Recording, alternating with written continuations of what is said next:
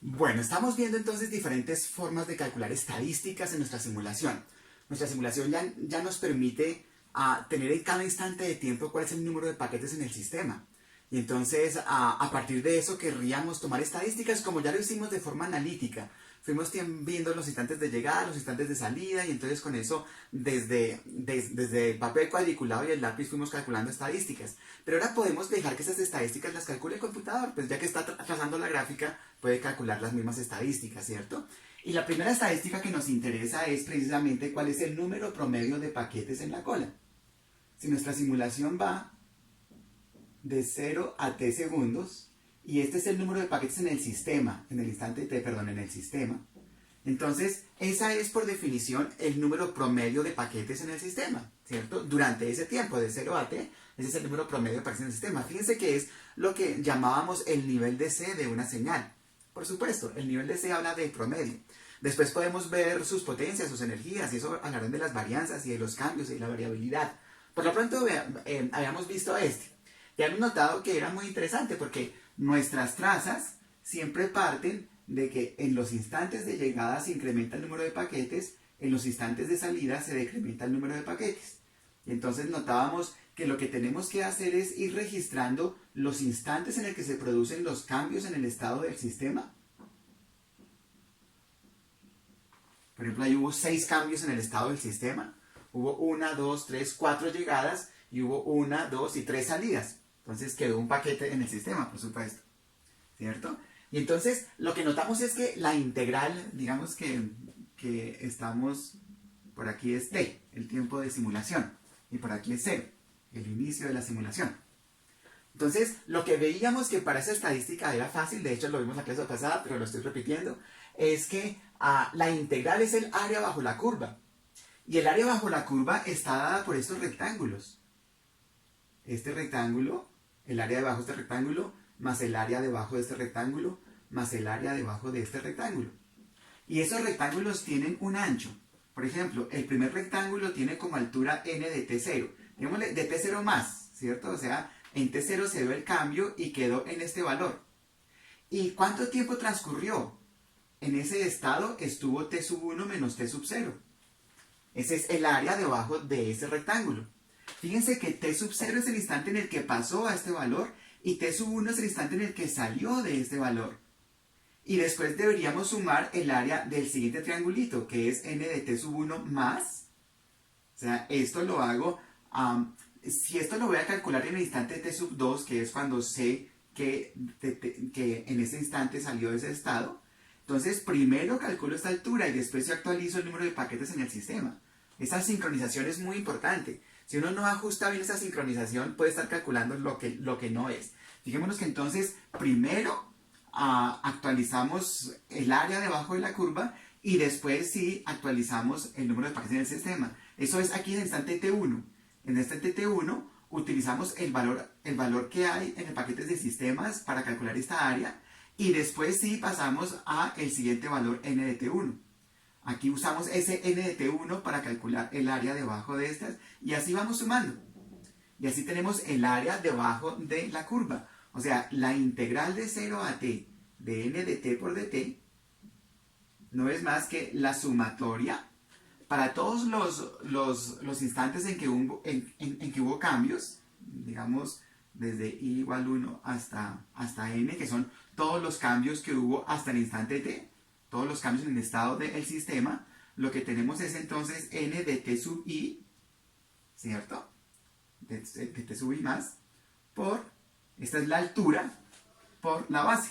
El área del rectángulo es base por altura, esta es altura, y la base es t sub i más 1 menos t sub i. Ese es el tiempo que transcurrió en ese estado. Y ese es el área debajo de la curva. Entonces, sencillamente divido por el tiempo, o sea, pongámoslo ya así de una vez. Si esto lo divido por el tiempo total de simulación, este es el número promedio de paquetes en el sistema. Entonces es bastante fácil de calcularlo. En nuestro diagrama de la simulación de eventos discretos, estamos recorriendo la lista de eventos futuros. Y cuando encontramos el siguiente evento, actualizamos el reloj. Si actualizamos el reloj, debemos tener un registro del tiempo del último evento, porque debemos calcular la transición, la duración que estuvo el sistema en ese estado. Entonces, además de llevar el reloj continuamente, cada vez que actualicemos el reloj debemos previamente decir tiempo del último evento igual a reloj, y después decir reloj igual al instante del siguiente evento. Y ya tenemos esto. Y antes de actualizar el estado del sistema, multiplicamos por el número actual de paquetes en el sistema. Esa es la altura actual y esta es la anchura actual del rectángulo que debemos sumar. Y después de eso sí, actualizamos el sistema. Un paquete más en el sistema si fue una llegada, un paquete menos en el sistema si fue una salida. Pero entonces tiene que ser así. Y son con las salidas y con las llegadas, no con los paquetes que no son admitidos o cosas de ese estilo. No, son los paquetes que son admitidos para que incrementemos el número que es en el sistema, o los paquetes que han salido ya, que terminaron su servicio, para incrementar el número de paquetes en el sistema. Entonces el orden correcto es eso. Por eso aquí pongo t sub i más. Y este es t sub i más 1 y este es t sub i. O sea, en el instante de t sub i pasó a este valor. En el instante de t sub i más 1 salió de ese valor, pero aunque son hechos simultáneos, este t sub i y el cambio de este valor, utilizamos la altura del rectángulo anterior. Y así entonces vamos sumando todas las áreas de estos rectángulos. Y cuando hayamos terminado de sumar las áreas de estos rectángulos, ya tenemos la integral. Y si dividimos la integral por el tiempo de simulación, tenemos el número promedio de paquetes en el sistema.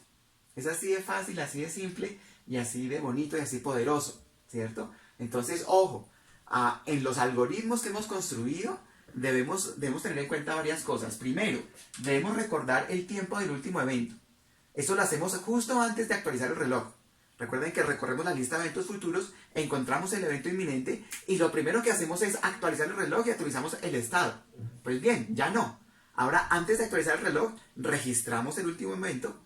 Antes de actualizar o sea, registramos el último evento, actualizamos el reloj, calculamos la diferencia, multiplicamos por el número de paquetes y después sí incrementamos o incrementamos el número de paquetes. Y el área de ese rectángulo la vamos acumulando en una variable, tal vez área total. Y cuando termine la simulación, cogemos el área total y la dividimos por el tiempo de simulación. Y ese será el número promedio de paquetes que une el sistema durante esos t segundos de simulación. Perfecto, es muy chévere. Fíjense que aunque nuestras señales todavía son determinísticas, eso nos da un nivel de C. Y así como calculamos esto, nosotros pudimos haber calculado, por ejemplo, el promedio del número de paquetes al cuadrado, que es exactamente igual, pero promediando ya, bueno, esto es n de t, si es el número de paquetes que salieron, sí, este es el número de paquetes que salieron hasta el instante t. Número de paquetes que terminan servicio, que se van del sistema, que se van pero que fueron admitidos y fueron atendidos y terminan servicio hasta el tiempo t, o sea, durante toda la simulación. Entonces aquí también podríamos coger n cuadrado de t sub i más por t sub i más por t sub i más 1 menos t sub i. Y entonces esto me da el número promedio al cuadrado.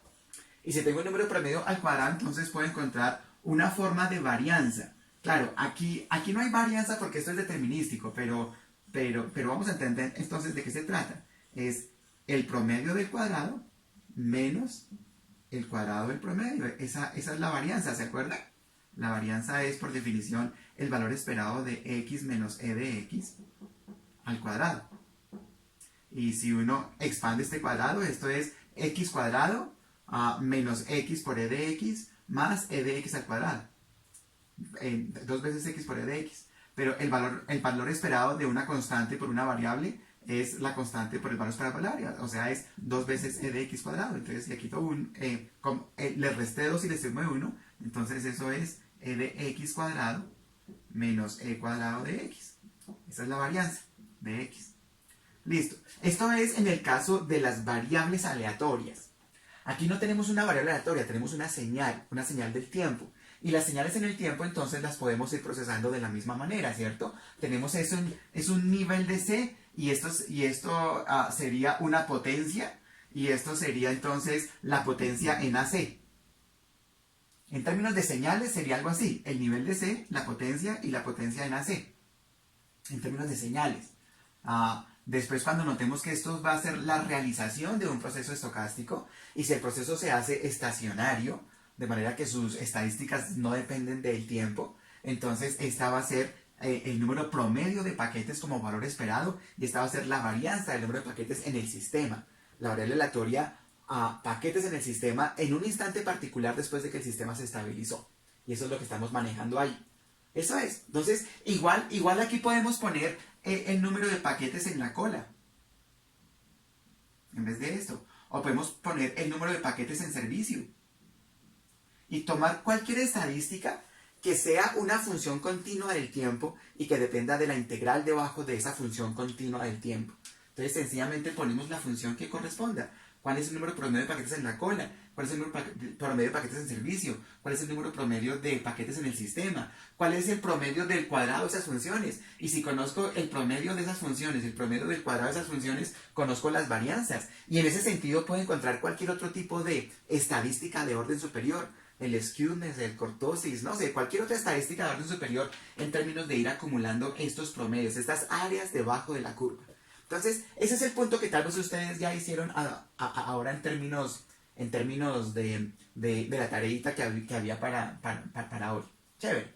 Entonces, ahora que tenemos eso, pues ya podemos imaginar muchas posibles estadísticas. Sin embargo, hay otros tipos de estadísticas que ya son función más particular de los instantes en el que se han producido eventos con cada paquete. Y eso nos va a poner en la tarea de tener que construir ahora sí de verdad la cola. Hasta ahora la cola es una variable que se incrementa o se decrementa. Pero seguramente hay estadísticas que dependerán del instante en que llegó el paquete que acaba de salir. Y ese registro debemos que tenerlo en algún lado. Pues el lugar ideal para almacenar el instante en el que llegó un paquete es en la posición que ocupa en la cola. Entonces vamos a ver ahora otro tipo de estadísticas. Estas son las estadísticas que son estrictamente dependientes de una función continua del tiempo.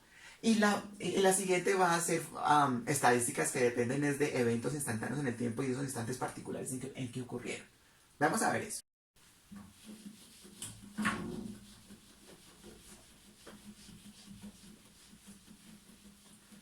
Bueno, entonces, por ejemplo, supongamos que yo quiero calcular cuál es el tiempo promedio que pasa un paquete en el sistema. ¿Cuál es el tiempo promedio que pasa un paquete en el sistema? La historia de cada paquetico incluye que en el instante en el que llega, puede esperar en cola, después puede esperar su servicio y después termina. Y entonces cada paquetico, digamos así, esto va a ser, depende del número de paquetes que hayan salido, igual que ahorita está el número de paquetes que han salido hasta el instante t. Bueno, listo, es que t mayúscula lo pusimos como la variable tiempo de permanencia promedio en el sistema. Entonces este sería más bien el tiempo de simulación. Pongámosle así, tiempo de simulación. En la integral del segmento anterior era también tiempo de simulación. Y aquí entonces ahora debemos es recorrer todos los paqueticos que han salido, que llegaron y salieron. Porque a ellos les podemos calcular cuánto tiempo permanecieron en el sistema. Los que todavía estén ahí, pues no sabemos cuándo van a salir, ¿cierto? Mucho menos los que aún no han llegado. Y aquí, ¿qué ocurre? Que el paquete I salió en el instante T sub S sub I y llegó en el instante T sub L sub I. Este es el tiempo de salida menos el tiempo de llegada. El instante en el que salió menos el instante en el que llegó es la fracción de tiempo que estuvo en el sistema. Antes de esto no estaba, él llegó en este instante y después de eso ya no está, él se fue en este instante. Esta es la fracción de tiempo que estuvo en el sistema. Y si sumo todas esas fracciones de tiempo, estoy sumando todos los retardos de todos los paquetes que ya han salido. Y si divido por el número de paquetes, ese es el promedio del tiempo que permaneció cada paquete en el sistema en promedio. Nuevamente, yo podría calcular, por ejemplo, cuál es el promedio del cuadrado. Y entonces es n este es el número de paquetes que fueron atendidos hasta ahí. Y entonces aquí sencillamente calculo es t sub si menos t sub li al cuadrado, ¿cierto? Y entonces podría ver, por ejemplo, cuál es la varianza del tiempo de permanencia, que es el cuadrado, bueno, el promedio del cuadrado menos el cuadrado del promedio, ¿cierto? Como acabamos de ver, esa es la forma de calcular las varianzas desde la simulación, porque es fácil calcular esas estadísticas o cualquier otra estadística de orden superior. Si nos interesa ver estadísticas de orden superior, esa es la forma. Chévere. Entonces, está interesante porque parece muy simple, solamente escoger el tiempo de salida y el tiempo de llegada. El problema es, bueno, ¿y de dónde vamos a sacar cuando termine un paquete? Sabemos que salió en reloj, en este instante salió, ¿y qué instante es este? Pues la variable reloj me lo dice. Pero bueno, ¿y ese paquete cuándo llegó? Eso es lo que no sabemos. Entonces, ahora sí, para calcular estas estadísticas, requerimos un poquito más de información y entonces requerimos una nueva estructura importantísima en nuestro simulador, que es la cola. Porque cada paquete que llega, ahora debemos registrar el instante en el que llegó, porque eso lo debemos recordar, porque cuando salga, debemos recordar el paquete que salió en este instante, o sea, cuando el reloj sea igual a t sub s sub i, sabemos muy bien que en ese instante salió, porque es el instante actual, es la hora del reloj, pero tenemos que recordar cuándo llegó. Y si hay 1000 paquetes en el sistema, pues tendremos que tener 1000 variables tiempo de llegada del iésimo paquete en el sistema. Entonces, aquí tenemos una cosa interesante y es que si hasta ahora nuestra cola la teníamos como un número, cuántos paquetes hay en cola, y con cada llegada lo incrementábamos y con cada salida lo decrementábamos, ahora sí tenemos que construirla. Ahora sí tenemos que hacer una estructura de datos que se refiera a la cola y debemos poner los paquetes en la cola, ¿cierto? Porque ahora debemos registrar por lo menos el tiempo de llegada. Seguramente ahora que podamos hacer eso, tal vez podamos registrar más cosas. El tipo de paquete, la dirección de destino, la dirección de fuente. ¿Quién sabe qué más cosas podemos guardar ahora asociada con cada paquete en la cola particular? ¿Verdad? Que cuando salgamos podamos registrar qué tipo de paquete salió y en qué instante llegó y cuál era su destino. Y quién sabe qué más podamos registrar. Pero por lo menos para calcular esto, el tiempo de permanencia de los paquetes en el sistema, debemos registrar su tiempo de llegada y recordarlo asociándolo con ese paquete particular. Entonces, lo que tenemos es que implementar la cola, ¿cierto? Qué pena. La cola puede ser un arreglo, ¿cierto? Puede ser un arreglo lineal, por ejemplo. De hecho, la cola como la dibujamos, esperemos que acabe ese sonido. Qué pena con ustedes. Bueno, listo. Creo que ya acabó. No, acá. Sí, ya acabó. Listo.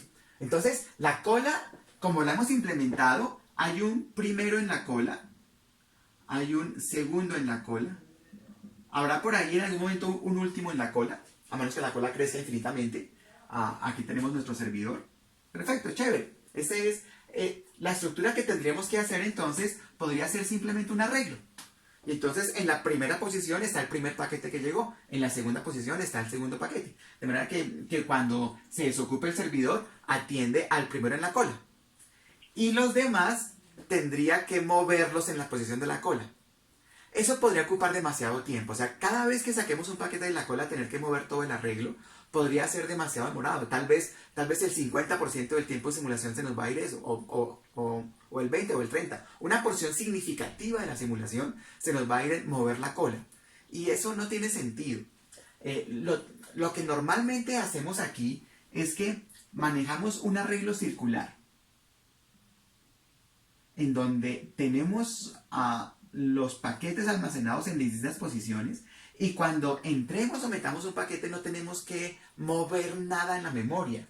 Solamente tenemos un arreglo, un puntero al primero y un puntero al último. Con eso, cuando vayamos a atender un paquete, atendemos al primer paquete en la cola. Y cuando cuando llegue un paquete en la cola, ocupará la última posición en la cola. Entonces, lo importante es que este arreglo esté dimensionado al máximo tamaño posible de la cola. Si la cola es infinita, pues tendremos que hacer alguna forma de manejar que sea un tamaño suficientemente grande para que nunca vaya a haber pérdidas. Eso tendríamos que manejarlo de alguna forma interesante. Tenemos que estimar cuántos podrían llegar a haber o cosas así. Pero en principio, manejamos un arreglo suficientemente grande. Y entonces, digamos que aquí está el paquete en servicio, ¿cierto? Entonces, cuando el sistema arranca desocupado. Aquí no hay nadie y en la cola no hay nadie. Quiere decir que el siguiente paquete que llegue lo vamos a poner en esta posición, que es el último en la cola, ¿cierto? Por lo pronto, el primer paquete que haya, pues no hay ningún primer paquete. Entonces, ponemos el apuntador al primero en la cola El apuntador al primero y el apuntador al último. Digamos P y U.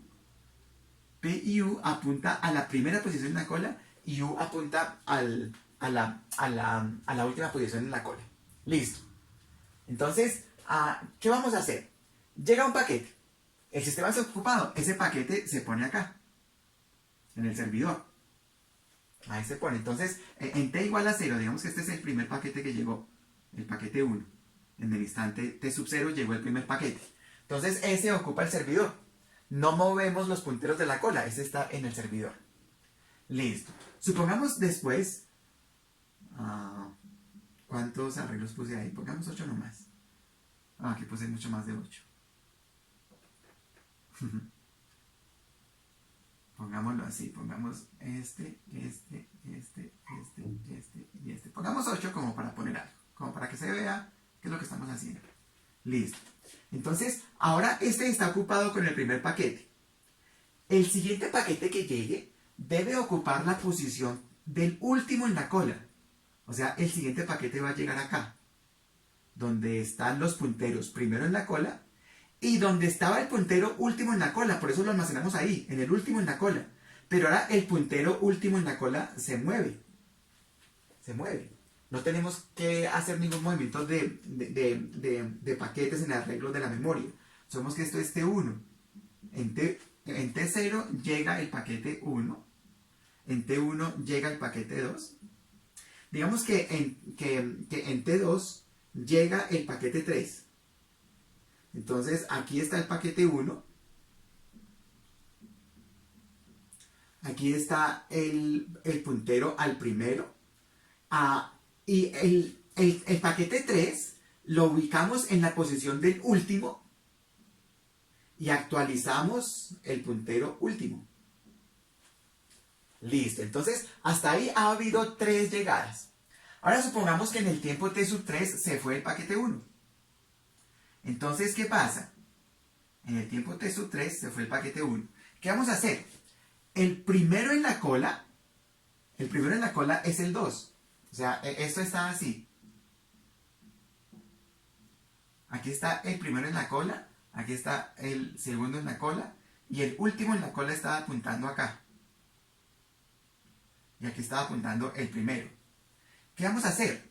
Como el paquete que estaba acá se fue, entonces cogemos al primero en la cola y lo pasamos al servidor. Y el puntero de primero en la cola ahora es este. ¿Se dan cuenta? No tenemos que estar moviendo paquetes en la memoria. Sencillamente tenemos que estar actualizando el primero y el último en la cola.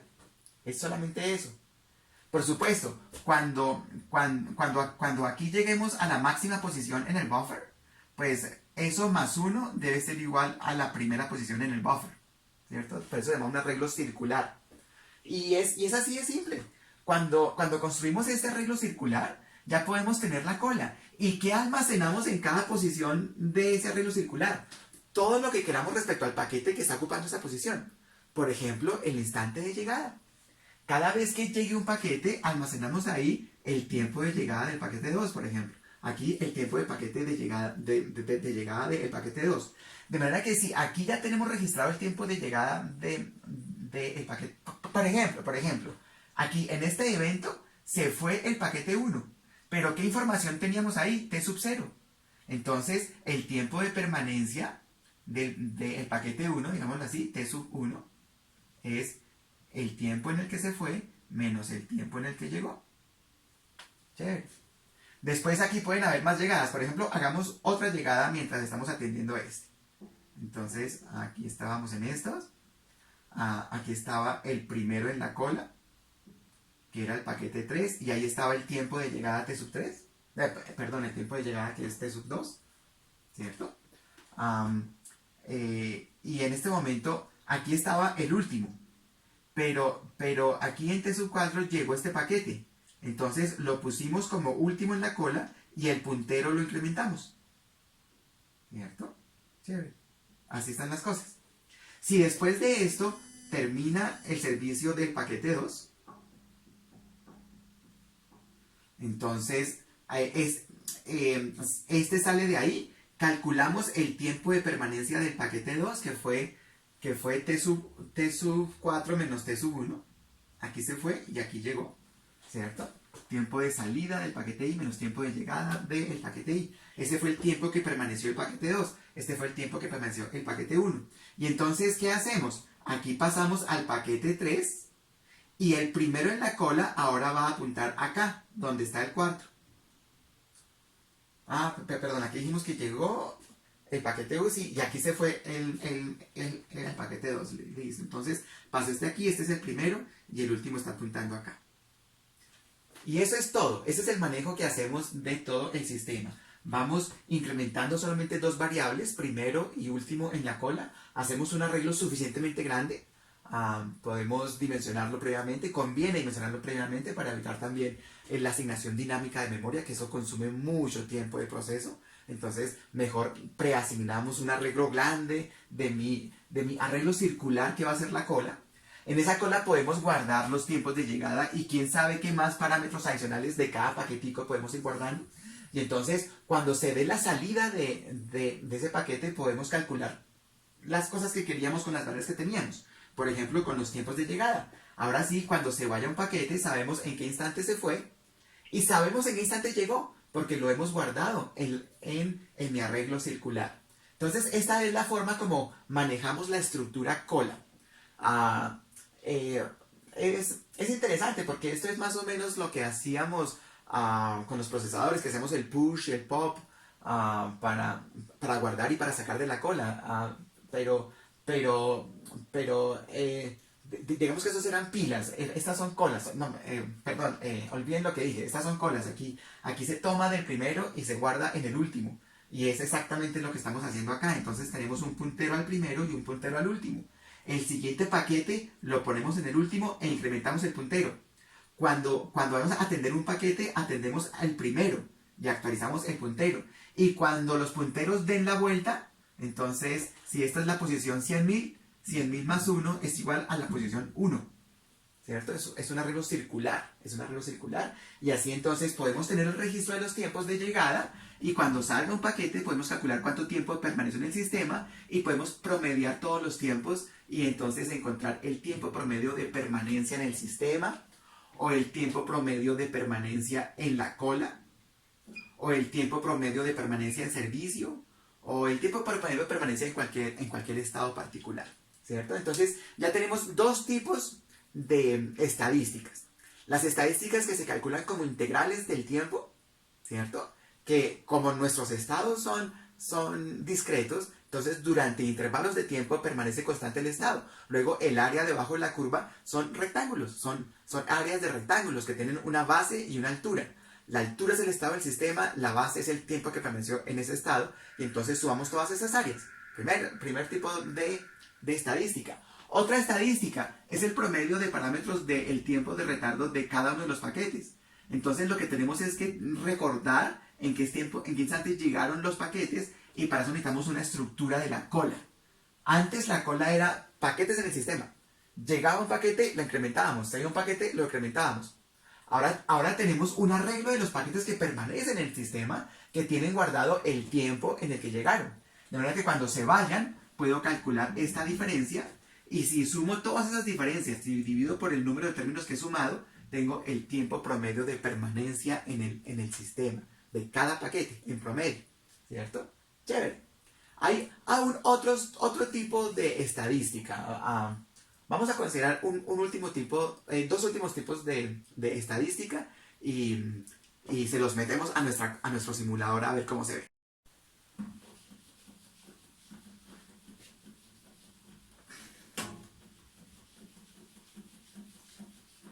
El otro tipo de estadística, ya ustedes lo implementaron desde la primera tareita, que era ver qué fracción de paquetes tuvo qué condición.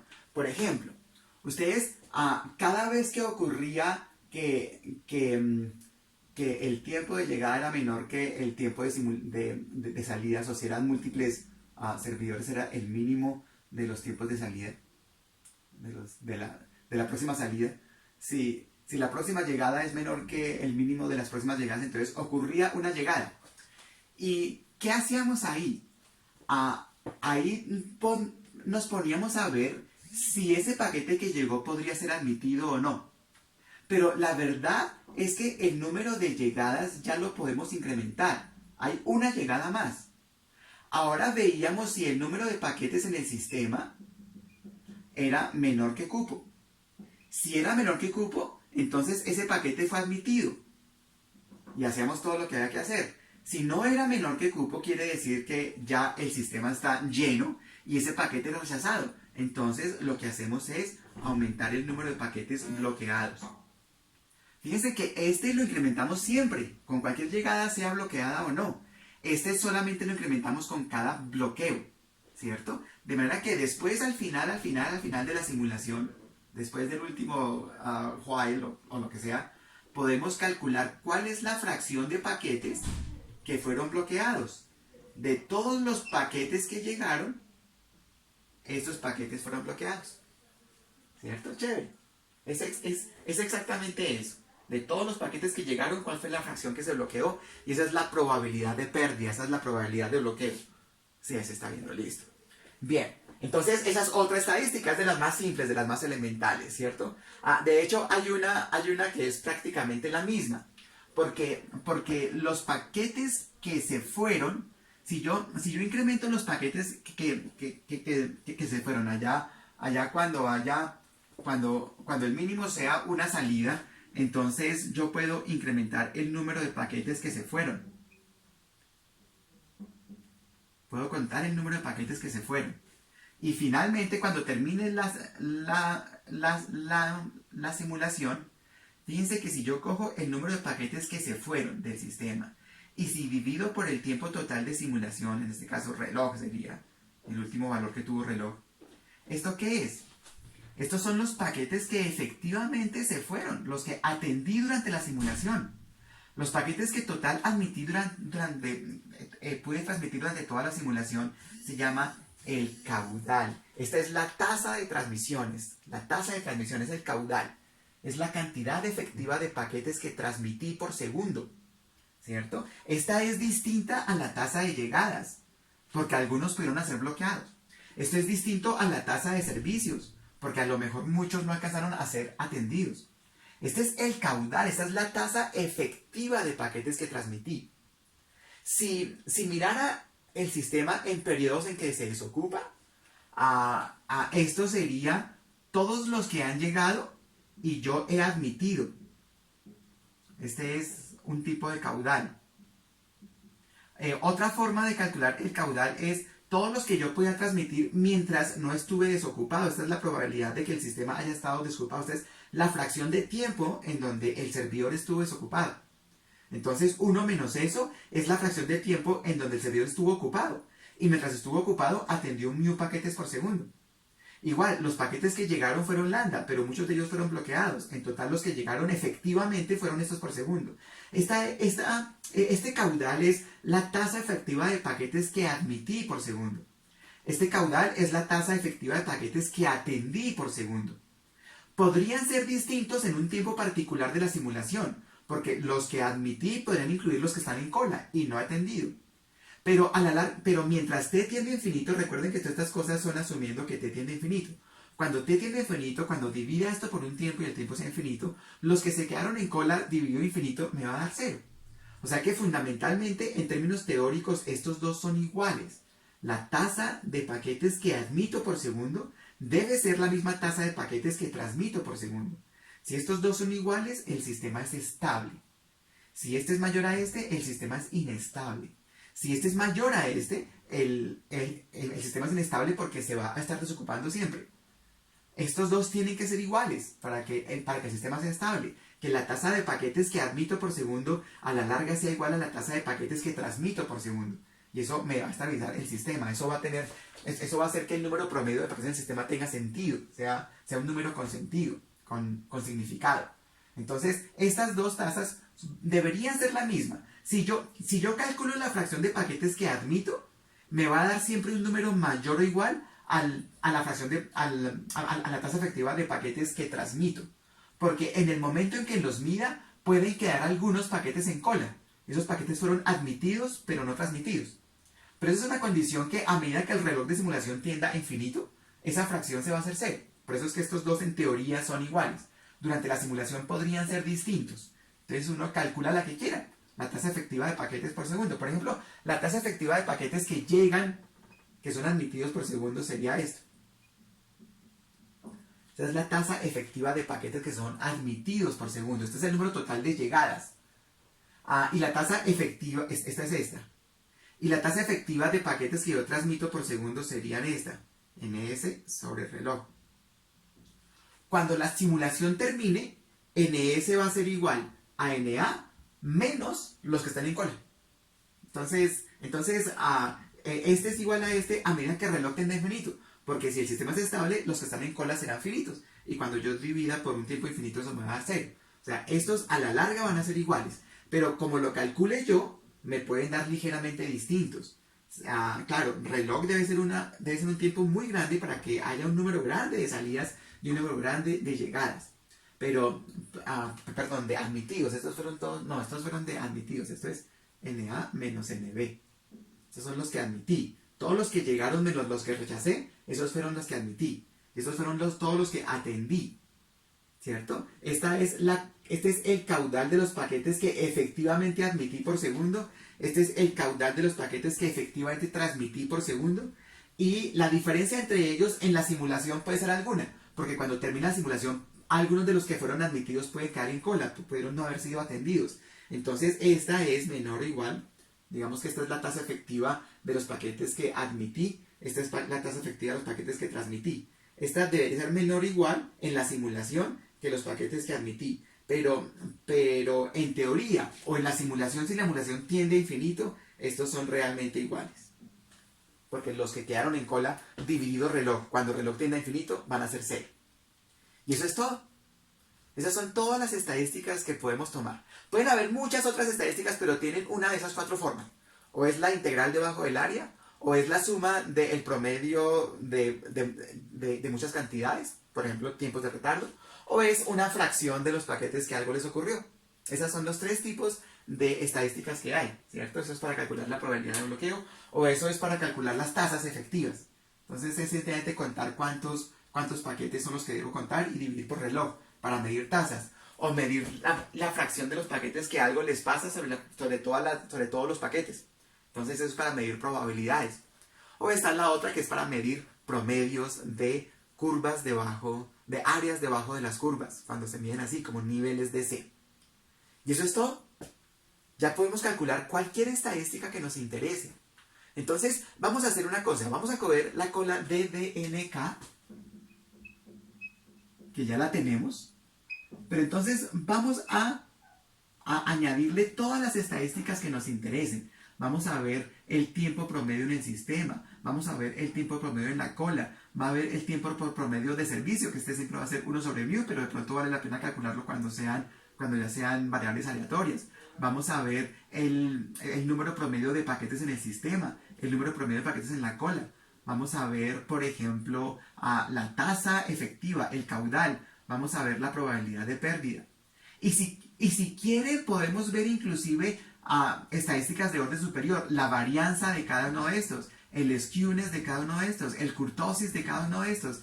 Todas las estadísticas de orden superior también las podemos ver. Solamente no tenemos en cuenta cada variablita, sino su cuadrado. Y después, el promedio del cuadrado menos el cuadrado del promedio, esa es la varianza. Y la raíz de la varianza es la desviación estándar. Podemos hacer todos los cálculos que nos interesen porque ya tenemos los tipos de estadísticas que hacemos. Claro, uno de ellos necesita la estructura cola. Y la estructura cola es una de las cosas más valiosas que hay en un simulador de eventos discretos. Las razones por las que uno le cobran $50,000 al año por las licencias de usar QualNet es por los algoritmos que han sido inclusive, ¿cómo se llama? Cuando uno coge un invento y lo patenta. Los algoritmos que han sido patentados para manejar la lista de eventos futuros y para manejar estructuras como las colas.